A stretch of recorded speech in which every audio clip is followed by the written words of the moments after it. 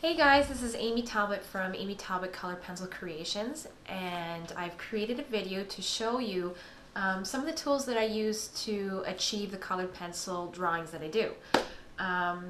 So first of all, I think the most important thing to have is a surface to draw on. I'm luckily enough to have a space in our office where I do my drawings. Another thing is lighting. For me, the only time I sort of get to do my drawings is either early mornings or late in the night. So I'm not fortunate enough to have the natural sun to light my work. So I do work under a light fixture. Um, Next would be the paper that I use. I use Canson paper. This is a C grade style or type. One side of it is smooth while the other side has a fair bit of a tooth to it. So depending on what exactly I am doing for my drawing will depend on which side that I actually use. Pencils. I know that there are many different kinds of pencils out there that you can use, and I think that you need to try some in order to figure out what works best for you. What works for me is the Prismacolor Premier pencils, and this is what I keep them in. This is essentially a toolbox, and then as I use the colors, I just take them out. And as you can see, I group them all by color. I think this helps you when you have all the colors together in one bin to determine which color that you're actually looking for. I think organization is a big thing for color pencils because you are dealing with quite a few at a time. So organizing your pencils is probably the best solution for you. I also keep a separate bin here with all of the pencils that I use for skin tones. I don't know why I do it, but I just like to keep my skin tone colors separate from the rest of the pencils. They're ready to go when I need them, and I guess maybe it's an organizational thing for me as well, so I keep those separate. The next thing is a sharpener. You can always, especially if you're starting off, you can use a manual sharpener, but for me, time is money, so I have an electric pencil sharpener, and it is a Saver one, so once it actually extends to once the lead gets fairly tall, then it starts sharpening, which saves your pencils and it doesn't keep chewing it up. So yeah. The next thing would be tracing paper. I use tracing paper as a protection for all my drawings. So when I'm drawing, my arm never comes in contact with the paper. I'm always on top of tracing paper, and that's how I move my arm around. I think it's very important, especially when you're using pencil crayons, because it's the debris that comes off of the pencils that can easily get into the paper, and then it makes it look messy, right? You don't want all those, the term used for it is freckling, right? You don't want freckling in the paper. So tracing paper is very important to have to protect your paper. Eraser. I use a good old pink eraser, nothing special about that. I mainly use this one for lightening lines, or if I need to pick up a little bit, I'll use this. Also, I have this electric eraser that I use, which is great for picking up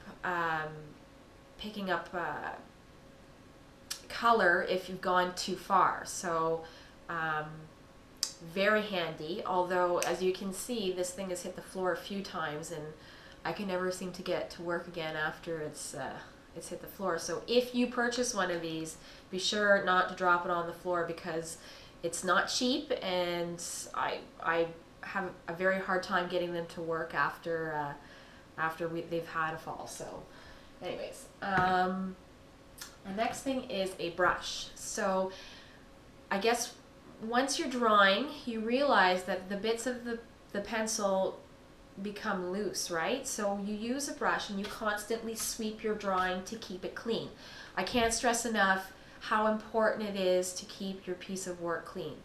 Little, even on top of the fact that you're using pencil crayons and trying to master how to do it, keeping your surface clean is very important. Another tool that I use is a pencil extender. So, you know, when your pencils get kind of really small and it becomes hard to actually use them, like it becomes tough on your hand, you just slide it inside your pencil extender and then you've got more room to work with, and then you can cover, you don't feel a tightness if it were smaller. Another one that I use, I don't use it too often, but this is a colorless blender. So there is no pigment that comes from it, but it does help tidy up lines if you need it, like to make the lines more crisper. That's what you would use it for, or for blending colors together if you like. Another tool that I use is rubber cement thinner. So everybody asks me, how do you create it so realistic? Well, this is the stuff that does it. I apply this with a paintbrush, and this is what makes the pencil crayon bleed into the paper so that the tooth isn't showing through.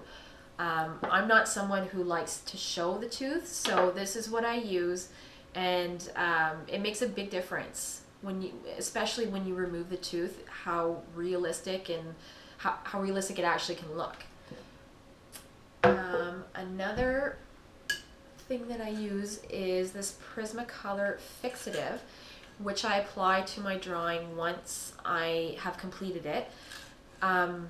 If you know or if you don't know, pencil crayon does create a bit of a wax bloom on top of the surface, so you can either remove that by rubbing it with a towel of some sort, or you use this and then it takes away the wax bloom.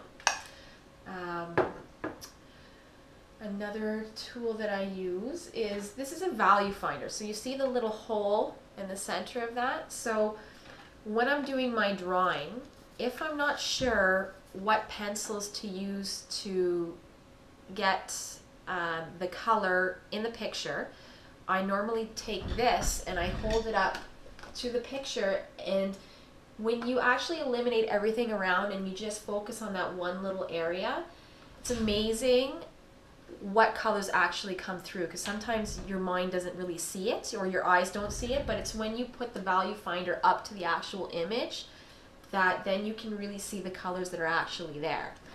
And speaking of pictures, when I do my work, I work from photos, so what I normally do is I work from a 4x6, but I always have a colored and a black and white copy. Sometimes I find that when you're coloring, to eliminate color sometimes is the best thing. It teaches you, or it tells you how far to go when you eliminate color. So it's a trick that I use to help me figure out the colors that are involved and how far to take it. Another, I know this is silly, but these, I'm not sure what you call them, but they're the linings that you put in your drawer to keep your utensils from sliding around when you open up your drawer. This is fantastic. I got so tired of pencils hitting the floor and smashing and breaking, and then all the lead is broken in the inside. So when I draw, I keep this on my surface of my table, and then I keep my pencils, so as I'm working and they're piling up on the table, I keep them on this the fabric piece here so that they don't roll onto the floor, and then you save your pencils. I know, silly, but very, very smart, and it will save you pencils.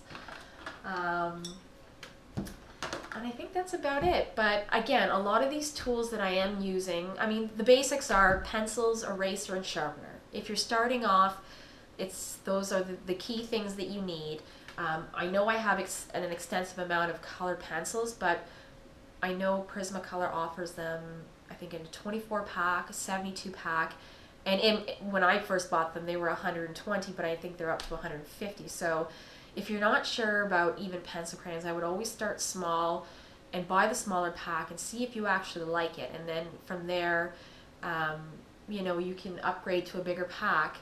But then, you know, once you've got the bigger pack, I know my art store has an open stock, so you can actually just buy the pencil you need rather than buying the full pack again. So another helpful hint for beginners who are looking to start to use pencil crayon. So anyways, I just wanted to show you guys some of the tools that I use, and I hope you found this very informative.